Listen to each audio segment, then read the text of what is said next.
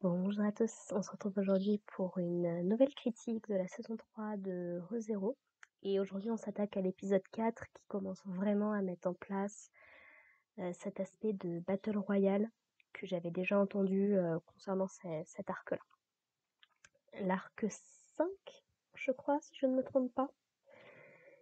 Et donc, alors dans cet épisode, on va commencer un petit peu à mettre les choses au point sur la situation. Donc, les membres du culte, effectivement, veulent bien les restes de la sorcière.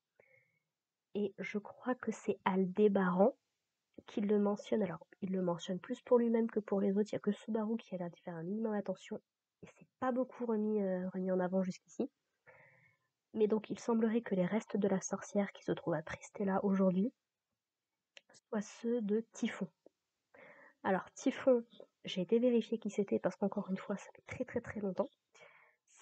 C'est parmi les sorcières des 7 péchés capitaux, c'était la petite gamine qui, euh, qui était beaucoup du côté de Subaru et qui ça lui plaisait pas des masses qu'il lui arrive quelque chose, quoi.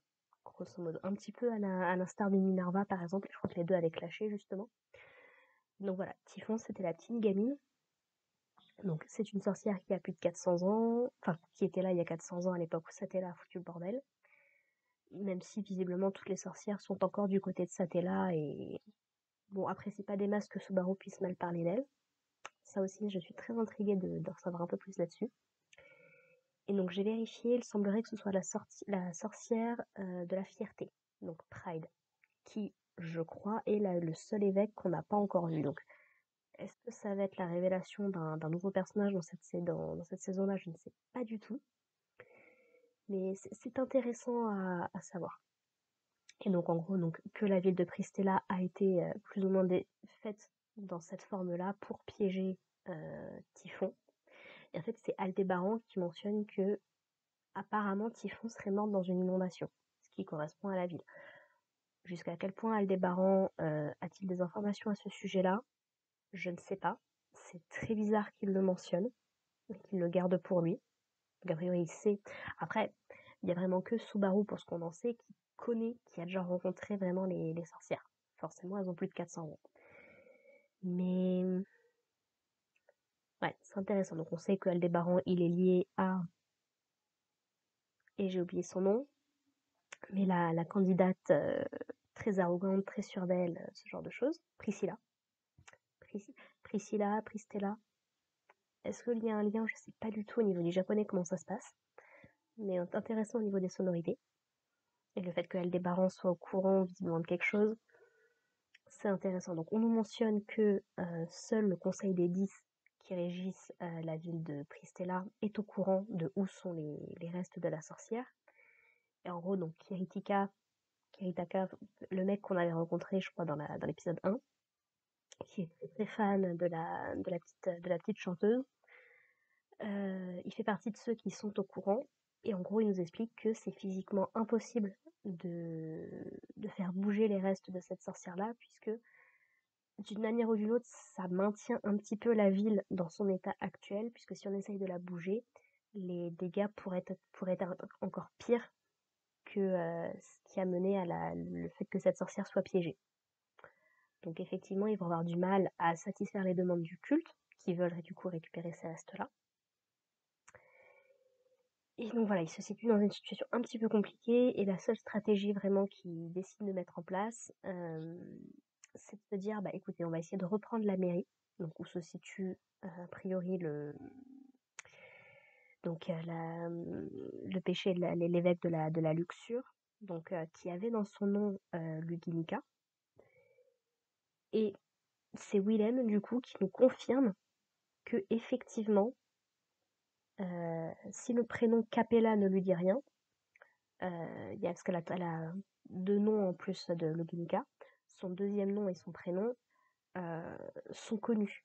Donc effectivement, il y a une petite cinquantaine d'années, il y avait une héritière ou une régente, je sais plus très bien, de la famille royale qui portait ce nom-là et qui était connue pour être particulièrement cruelle et détestée par le peuple, ou le peuple avait peur d'elle. Je sais très bien ce qu'il mentionne.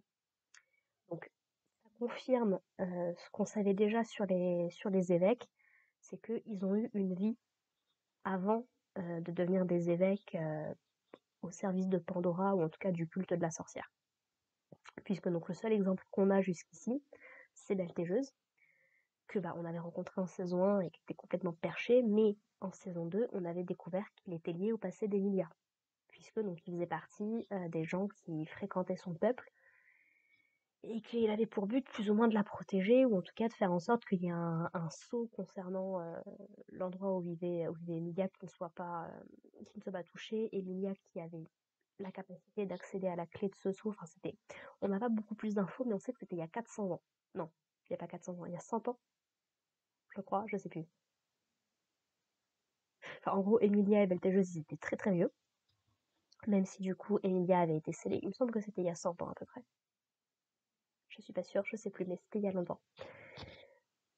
Donc du coup, que les évêques soient beaucoup plus vieux que ce qu'on peut imaginer, c'est pas déconnant. Donc que le péché de la lecture soit une ancienne de la famille royale, pourquoi pas. Alors c'est intéressant du coup qu'elle soit aussi jeune par rapport à Beltégeuse en soi, et ça me fait me poser la question de comment, si c'est bien Pandora qui choisit les évêques, puisqu'elle était avec Régulus également à ce moment-là, comment est-ce que les évêques sont choisis, pourquoi et quel type de crime ils ont commis pour se voir attribuer tel ou tel péché, puisque Beltégeuse c'était la paresse, et il est plus ou moins responsable de la mort de Mama Fortuna, et ça fait partie des éléments qui vont dans la théorie de Mama Fortuna, donc la mère adoptive d'Emilia, qui avait un petit truc avec Beltégeuse, tu vois, tu sentais que ils étaient au moins amis, si ce n'est plus, et entre son apparence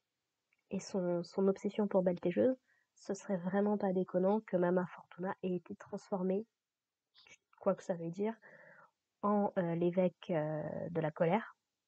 Ça irait bien avec tout ça. Surtout qu'il y a beaucoup de gens qui émettent l'hypothèse que la mère d'Emilia, puisqu'elle est appelée la fille de la sorcière, donc on sait qu'elle ressemble comme deux gouttes d'eau à Satella, c'est un des gros mystères de la série, même s'il me semble que l'auteur a confirmé, en tout cas a laissé sous-entendre qu'elles n'étaient pas la même personne. Là encore, j'attends de voir ce que ça va donner, mais beaucoup supposent, si on part du principe que Emilia n'est pas la fille de Satella, qu'elle serait peut-être la fille d'une des autres sorcières présentes, et certains évoquent l'hypothèse qu'elle pourrait peut-être être la fille de Minerva.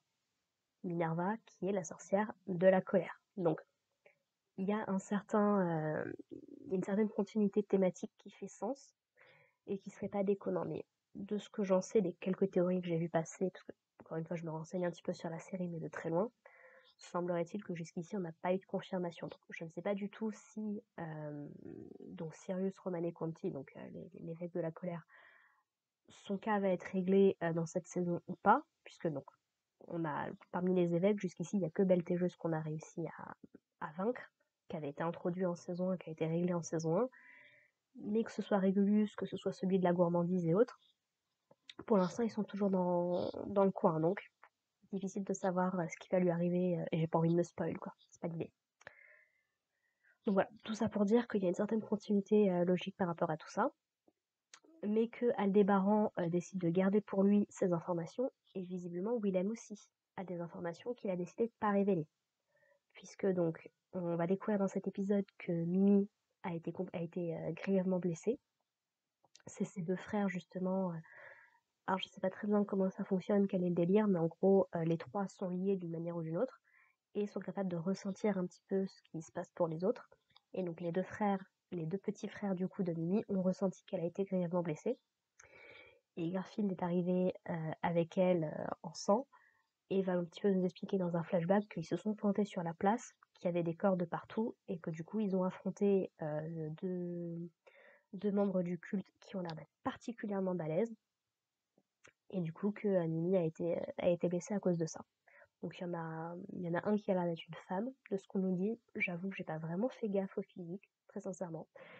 Et l'autre qui a l'air d'être un colosse avec plusieurs bras, et il arrive à en refaire pousser d'autres. Donc quel est le délire? Il me semble qu'il a la peau bleue. Donc quel est le délire par rapport à ça? Je ne sais pas du tout. Et Willem a l'air de suggérer qu'il connaît, d'une manière ou d'une autre, donc la fameuse femme qui est dans le duo, puisque donc quand on mentionne le fait que la plaie de Mimi ne se referme pas, malgré les soins de Félix, qui est quand même, voilà, niveau soins, Félix c'est quand même une bonne valeur sûre. Bah, du coup, Willem se touche l'épaule gauche, je crois, ce qui est généralement synonyme d'une ancienne blessure qui se réveille suite au trauma, le type de blessure fantôme, ce genre de truc. Donc, après, et puis quand il l'affronte dans cet épisode-là, il a l'air de confirmer ses soupçons, mais il en parle pas plus que ça. Il dit que ce serait en lien avec la bénédiction du dieu de la mort, quoi que ça veut dire encore une fois.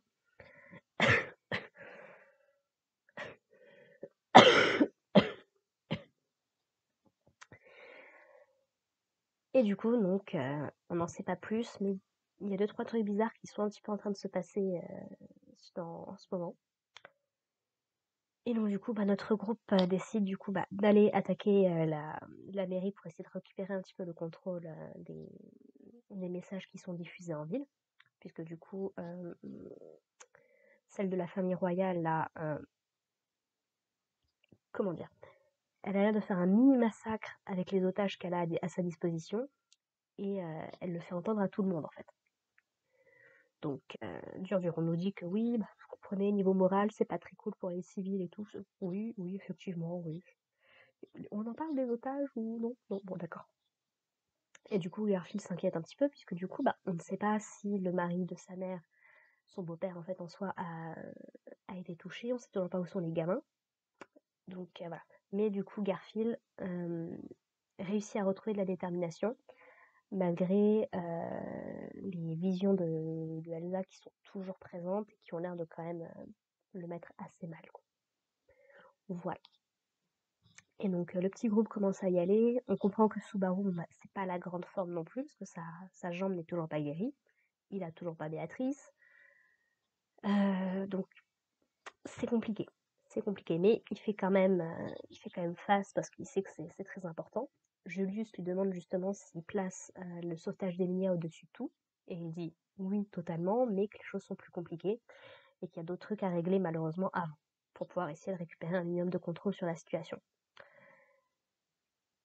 Et donc du coup c'est trop drôle parce qu'il y a un des gardes de Anastasia du coup qui le prend parce que sinon il est trop lent avec sa jambe. Et on a Aldébaran qui se barre. Alors ça me fait très rire parce qu'il aurait pu se casser au moment de la réunion. Mais non, il les a accompagnés un petit peu dans la ville avant de dire, au fait, je me casse. Je vais chercher ma maîtresse à moi, je vais chercher Dame Priscilla, je sais pas du tout où elle est. D'ailleurs, on ne sait pas ce qui est advenu de Priscilla.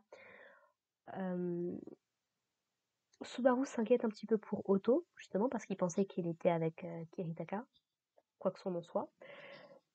Ce qu'en fait non, et on sait que Otto a croisé la route du péché de la gourmandise, enfin de l'évêque de la gourmandise, donc voilà. Subaru dit qu'il s'en sortira, mais bon, je m'inquiète un petit peu pour Otto quand même, quoi. Voilà, mais sans plus. Et donc en gros, bah, on va avoir un petit combat entre les...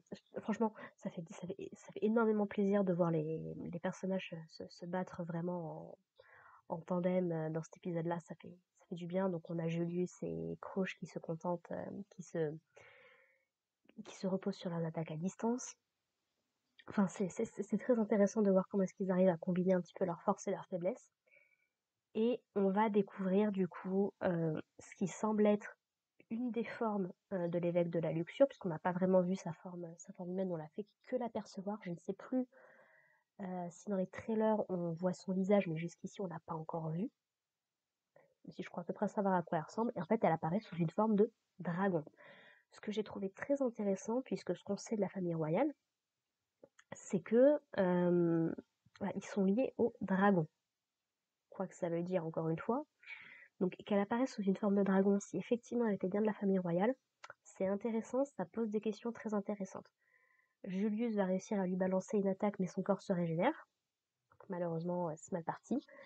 Et alors qu'elle s'apprête à attaquer, je crois, l'horloge sonne de nouveau et elle se retire. Donc on ne sait pas exactement au niveau des plans pourquoi est-ce que les horaires sont aussi importants. Ça m'a beaucoup rappelé le plan de Alabasta dans One Piece à l'époque. Mais voilà, donc elle se retire, elle laisse ses deux gardes s'occuper. Et donc Willem Garfield et donc le commandant d'Anastasia restent pour les affronter, avec Subaru qui demande à Garfield de ne pas perdre, pendant que Julius, du coup, crée un courant ascendant qui permet à Crouch et à Subaru de s'élever sur le toit de la mairie. Et bon, Subaru atterrit, du coup, il dit, j'aime beaucoup parce qu'il prend du coup Crouch dans ses bras, et il monte, et en fait, il va réatterrir sur ses jambes, et on le sent. Ah, dans le son, le sound design, il est génial, mais tu sens que Subaru, il a douillé au niveau de sa jambe. Il lui demande, il fait le fort, il dit est-ce que tout va bien, Crouch-sama, machin et tout. Elle dit bah oui, oui, bah ça va, mais vous êtes sûr que tout va bien et tout. Et c'est là qu'apparaît du coup l'évêque de la gourmandise, qui est responsable de l'état actuel de Rennes. Donc forcément, ça déclenche la colère de Subaru. Et l'épisode se termine un petit peu là-dessus. Chose importante à se rappeler, c'est que Crouch a également été victime de l'évêque de la gourmandise. Donc potentiellement, ça peut lui permettre de récupérer ses souvenirs. Subaru demande justement si elle est capable de se battre. Et elle explique que bah, Willem l'a entraînée. Et Willem confirme que bah, certes, elle a peut-être plus forcément ses souvenirs, mais elle reste une combattante qui sait ce qu'elle fait. Donc elle ne sera pas juste un poids mort, quoi. Voilà. Et il y a une petite scène avec Julius justement qui est vraiment toute choupie, qui comprend que Subaru bah, il est super stressé, super tendu et tout, et du coup il essaye de calmer un petit peu le jeu. Voilà, les petites interactions classiques entre ces deux-là. Et au tout début de l'épisode, du coup, on a une petite scène alors qui sort un peu nulle part quand on prend l'épisode dans sa globalité. Je suis pas, ça justifie pourquoi est-ce que Reinhardt n'est pas encore intervenu. Mais est-ce que c'était vraiment utile à ce moment-là de l'histoire? Je suis pas convaincue. C'est en gros, donc on a le père de Reinhardt, du coup, qui prend Felt en otage et qui lui dit, bah écoute, tu veux faire quoi? Tu veux protéger ta dame ou tu veux aller protéger tous les innocents qui sont dans la ville? Donc, Felt essaye d'intimer Reinhardt d'y aller, mais il a l'air d'être vachement hésitant et d'être un petit peu sous l'influence de son père, qui reste aussi son commandant. Donc, ouais, le Henkel, là, ouais, je l'apprécie vraiment pas. Donc peut-être qu'il aura plus à offrir par la suite, mais pour l'instant, ouais. Reinhardt, tu veux pas lui foutre un gros coup de mandale dans la gueule? Comme ça, on s'en débarrasse un petit peu, mais bon. Ce qui fait que Felt, du coup, ne fait rien non plus, malheureusement. Et on a une petite scène post-crédit, du coup, qui nous montre donc Emilia qui se réveille, donc elle a l'air d'aller plutôt bien, nue dans un lit, avec Régulus qui arrive et qui lui demande si elle est vierge, parce que ça va être très très important pour leur futur avenir en commun.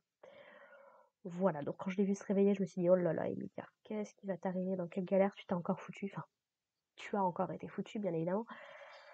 Et ouais, je sais pas ce que Régulus, il a pour elle, mais Subaru, dépêche-toi. Même si Emilia est capable de se défendre, hein, mais c'est quand même Régulus. On a vu de quoi il était capable dans les flashbacks, enfin, dans la partie flashback d'Emilia, même si elle l'a jamais rencontré. Je crois pas, en tout cas. Je sais plus. Mais donc voilà, ça va être la galère, quoi. Voilà, voilà. Alors, pas d'opening, mais l'ending, ce qui m'a fait me prendre la réflexion qu'on avait eu l'opening, mais pas l'ending dans l'épisode dernier. Donc, est-ce que, encore une fois, on fonctionne sur un système de 2 épisodes en un? Je ne sais pas. Ou alors, c'est juste que la situation se prêtait plus à l'un qu'à l'autre, en fonction de tout ce qu'ils ont à adapter. Je ne sais pas, mais du coup, voilà, c'était sympathique de réentendre l'ending à la fin, qui, du coup, donne un peu plus de contexte à cet arc-là, maintenant qu'on est un peu plus avancé dans les épisodes. Voilà. Donc, ouais, ouais, non, franchement, un très très bon épisode qui s'arrête et t'es là, en mode, je veux la suite. Sauf que du coup, il va falloir attendre un petit peu, malheureusement. Voilà. Ben écoutez les gens, c'est à peu près tout pour moi. Donc, on va se retrouver la semaine prochaine pour parler de l'épisode 5. J'ai très très hâte de voir ce que ça va donner. Et puis, bah, en attendant, portez-vous bien. Allez, bye.